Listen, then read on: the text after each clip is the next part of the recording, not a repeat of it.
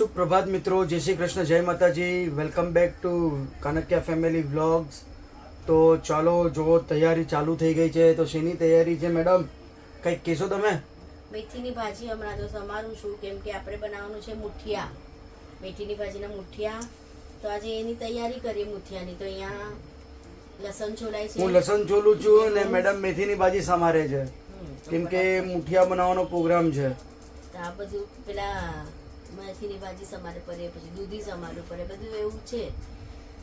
તો ફ્રેન્ડ્સ, તમને અમારા વિડીયો કેવા લાગે તો જરૂરથી કોમેન્ટ કરજો. અને હમણાં તમારે લાઈક, શેર અને સબસ્ક્રાઇબ જરૂર કરજો. બહુ ઓછું, હા, લાઇક્સ તો બહુ ઓછા થાય છે. વધુમાં વધુ લાઇક્સ કરો અને વધુમાં વધુ સબસ્ક્રાઇબ કરો, તાકે અમને પ્રેરણા થાય આનાથી સારાથી સારા વિડીયો બનાવવા માટે. ને તમને આગળ હજી સારી સારી રેસીપી અમે બતાવતા રહીશું. આજે છે સન્ડે, એટલે સન્ડે સ્પેશિયલ મુઠિયા. અને આજે શું છે કે ખાલી મુઠિયા જ ખાવાના છે. હમણાં રાતના તો અમે જવાના છે બહાર. એકચ્યુઅલી અમારે બાજુમાં કેથલિક રહે છે, એના છોકરાનું ફંક્શન છે, એટલે અમને ઇન્વિટેશન છે, એટલે અમે ત્યાં જવાના છે હોલમાં. તો અત્યારે ખાલી મુઠિયા બનાવીને ખાઈ લેવાનું. તો ચાલો મુઠિયાની આ બધું પ્રિપેર કરી લે, પછી થોડી વારમાં બધું રેસીપી આપીએ તમને. બરાબર. તો ફ્રેન્ડ્સ, અહીંયા બાજરાનો લોટ, ઘઉંનો લોટ, ચણાનો લોટ આવી ગયો છે એક પતીલાની અંદર. કોથમીરી અને મેથી સાથે દૂધી ખમણેલી, દહીં, લીંબુનું પાણી, આદુ મરચાની પેસ્ટ, લસણ, આદુ મરચા લસણની પેસ્ટ, તલ, હિંગ, મીઠું, હળદર, મરચાની ભૂકી, તેલ. અને આ રહી મેડમ, આ બધા હિંગ નાખી નથી. આ રહી નહીં જોઈ તમે હિંગ? આ જો હિંગ બી છે અહીંયા. તો આ બધું લોટ, ત્રણ લોટને એકદમ મિક્સ કરી લેશું સાથે. માખી કેમ વચમાં આવે છે આજે? એને ટેસ્ટ કરવો છે મુઠિયા. તો હવે આની અંદર બધું ફટાફટ મસાલા ને બધું નાખી લે. તો આ શું નાખ્યું તમે? તલ નાખ્યા સફેદ, આદુ મરચા લસણની પેસ્ટ. ઓકે, હું જરા પાછળ જતો રહું તો બધું દેખાય ક્લિયર, નહીં તો પછી તમે એમ કહેશો કે મારું માથું કપાઈ જાય છે. લીંબુ ને સાકરનું જ્યુસ, એટલે લીંબુનો રસ છે એમ, સાકર નાખેલો. સાથે જોઈ લો હિંગ, ન ભૂલાય ઈ વસ્તુ. તો ભૂલાય જ નહીં, એ તો બધું જમવાનું બનાવે ને એમાં તો જોવે. આ શું નાખો છો? હળદર. આ તો બોલતા જાઓ. હળદર નાખી દીધી છે. મરચાની ભૂકી, કશ્મીરી લાલ મરચું કલર માટે, એટલે કલર ખાલી એમ નોર્મલ એમ. અને મીઠું આ સ્વાદ પ્રમાણે, ટાટાનું નમક.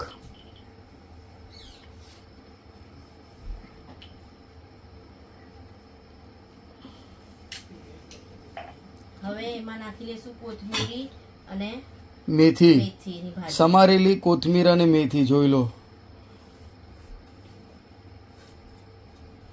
એટલે એકદમ કંઈક અલગ ટાઈપના મુઠિયા લાગે બનવાના છે. દૂધી સાથે ખમણેલી દૂધી, એટલે એકદમ શું કહેવાય, પૌષ્ટિક મુઠિયા. આમાં બધું વેજીટેબલ્સ બી આવી જાય. આને પેલા બધું મિક્સ કરી લેશું, કેમ કે દૂધીમાં બી પાણી હોય, એટલે પાણી હમણાં નહીં નાખીએ, કેમ કે હજી આપણે દહીં નાખવાનું છે. તો બરાબર મિક્સ કરી લઉં. બરાબર. તો તમારું મિક્સ થાય છે એ થોડો વિડીયો લઈ લઉં. હવે થોડું દહીં નાખી લઈશું હમણાં. તો દહીં નખાઈ ગયું એની અંદર. પાણીનું પ્રમાણ પછી નાખશું, કેમ કે કદાચ આમાં જ આપણા મુઠિયા લોટમાં બંધાઈ જાય તો. એટલે દૂધી ને બધું પાણી છોડવાનું જ છે ને, એટલે કદાચ મારા ખ્યાલથી તમારું એમ જ થઈ હશે, ખાલી નામ પૂરતું પાણી કદાચ નાખવું પડે.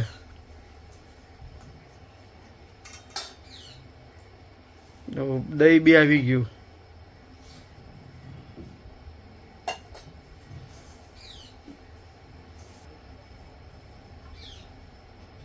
તો જોઈ લો તેલ બી નખાઈ ગયું છે.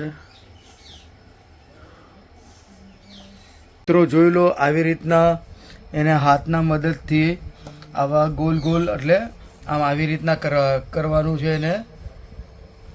અને મૂકી દેવાનું Steam અને કરી સ્ટીમ કરવા મૂકશે. આ બધું ચાળણીમાં આવી રીતના સેટ કરીને આપીને મૂકી દીધા છે ચાળણીની અંદર. હવે મૂકશે બાફવા માટે. ત્યાં જો રહ્યો કઢાઈ તૈયાર જ છે બાફવા માટે. કિલો અહીંયા બફાઈ ગયા છે સારી રીતના. અને જે પહેલી ચાઇનીમાં મૂક્યું હતું ને એ બફાઈ ગયા અને બીજી વાર પાછું સ્ટીમ કરવા ત્યાં મૂકેલું જ છે. મૂકી લીધા. તો હવે આને એકદમ અને સારી આવી રીતના છે ને રીતના ઠંડા cutting. કરવાના. ઠંડા થઈ ગયા છે અને આવી રીતના ઠંડા કરશો તો જ પરફેક્ટ કટિંગ થશે, નહીં તો ફાટી જશે. તો આવી રીતના એને કટિંગ કરવાના અને પછી વઘારી દેવાના. બહુ ટેસ્ટી લાગે છે. મને તો આમ ખાલી બાફેલા જ સારા લાગે. બહુ મસ્ત ને લાગે. જોઈ લો અહીંયા સુગંધ આવી ગઈ છે. ટેસ્ટી બને ને. તો પેલા આ બધું કાપી દઉં પછી આપણે વઘારીએ. અહીંયા કઢાઈમાં આપણે તેલ નાખી દીધું છે અને એમાં જશે રાઈ. આટલી બધી રાઈ નાખી દીધી છે અને એ ફ્રાય થશે. નાખવાનું નહીં તો નહીં, આપણે હિંગ અંદર નાખીએ. હિંગ ઓલરેડી નાખેલી છે એટલે હિંગ નહીં નાખવાની. તો આવી રીતના જોઈ લો બધા સરસ મજાના ફ્રાય થઈ જશે.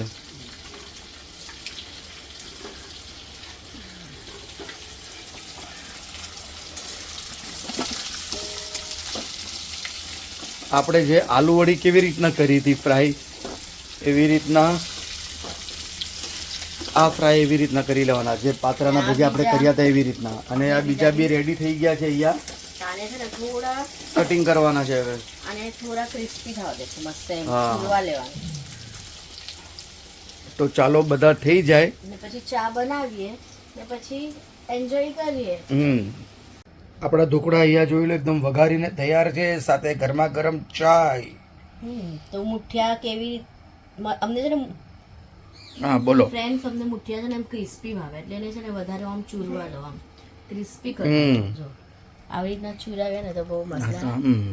આ મેડમ જો અમારે એ મેડમ ઓલરેડી 2-3 ખાઈ ચૂકી છે. કેમ કે વધારે નહીં આપવાના, કેમ કે લીંબુ ને બધું નાખેલું છે ને એટલે પછી ડર લાગે. બહુ મસ્ત લાગે છે. ખટ્ટા મીઠા સ્પાઈસી લસણનો ટેસ્ટ બહુ મસ્ત લાગે છે. ફાઇન. તો ચલો હવે તો ચાલો હું બી હવે આ નાસ્તો કરી લઉં સાંજનો એકદમ ક્રિસ્પી.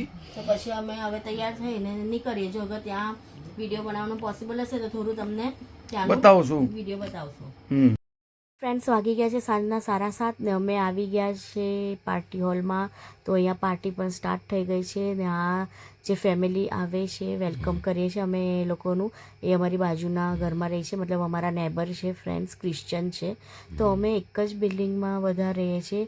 ક્રિશ્ચન, મરાઠી અને ગુજરાતી એવી રીતના એક બિલ્ડિંગમાં અમે 3 કાસ્ટ અલગ અલગ રહીએ છીએ.